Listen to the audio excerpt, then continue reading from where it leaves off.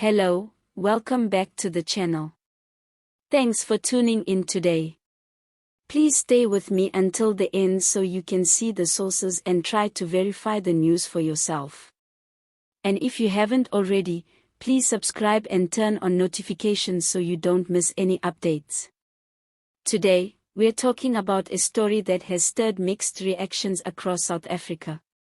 Reports indicate that the Department of Education and the Department of Home Affairs are planning a joint initiative to document foreign nationals in the country.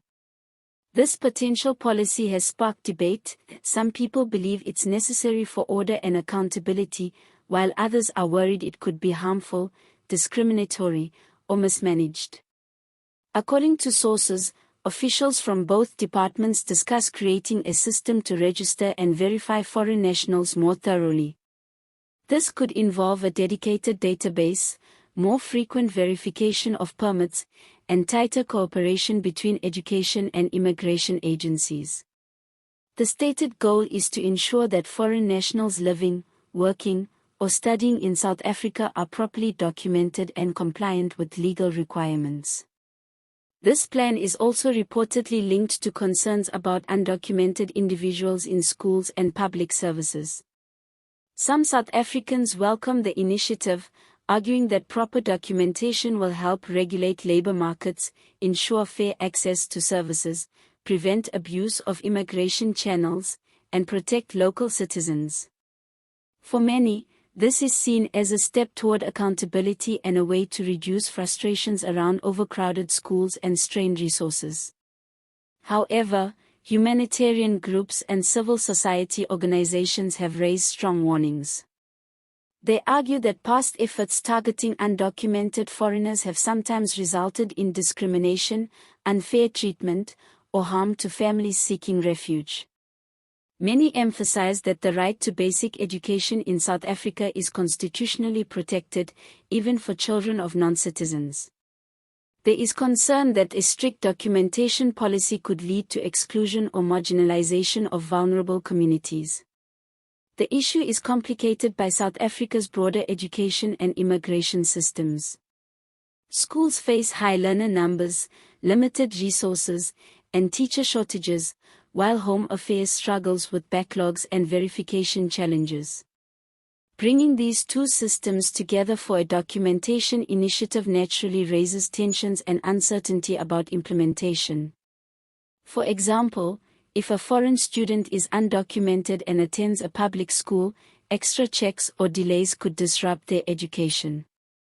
Conversely, if undocumented foreign adults are working or studying without proper status, local citizens may feel laws are being ignored.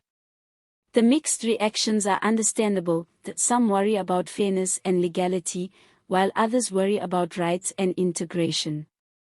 A major concern is implementation. Details about how the documentation process would work, what data would be collected, how privacy would be protected, and how discrimination would be prevented are still unclear. Without clarity, fears grow. Some worry about mass checks near schools, data misuse, or creating a two-tier system between citizens and non-citizens. Community groups in areas with large migrant populations have said they will monitor the process closely. Advocacy organizations insist that the documentation must recognize that many foreign nationals already have legal status but face delays in permits, and that blanket registration could put children and workers in vulnerable positions. At the same time, some local parent groups welcome the plan, saying more clarity and accountability are needed. Looking at the bigger picture, this is about balancing migration management, access to education, protection of rights, and support for local citizens. It's not just about data collection, it's about trust, fairness, and social cohesion. And now, for a little lighter touch, imagine a foreign student arriving with backpack and dreams, only to be asked for extra identification while in math class. Or picture a principal juggling teacher shortages and extra paperwork because some new system demands verification. Policy is serious, but sometimes it can look a bit comical in real life. In closing, This documentation plan could be positive if executed with transparency, fairness, and respect for human rights. But if rushed or unclear, it could easily become controversial. What do you think? Is this initiative necessary for order, or does it risk discrimination and exclusion? Let me know in the comments below. Please like, share, and subscribe if you found this video informative.